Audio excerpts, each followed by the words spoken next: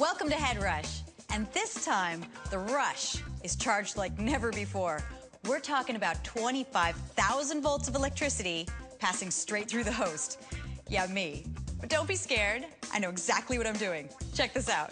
This is a handheld Tesla coil, named after the inventor, Nikola Tesla.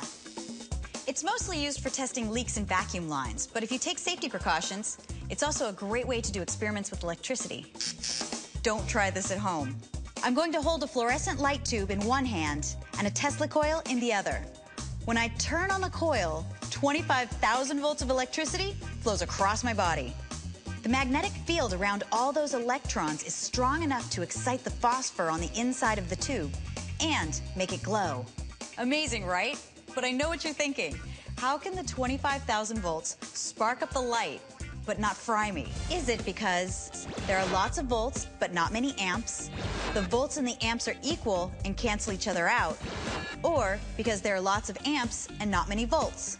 The answer is, it's high voltage but not high amperage. You see, amps are what do all the damage, and in this case, there just aren't enough. The spark from the Tesla coil contains a relatively small number of electrons, traveling with a lot of urgency to get where they're going. That's what makes high voltage. It just passes over my skin and eventually to the light on the other side. And that's the not-so-shocking truth.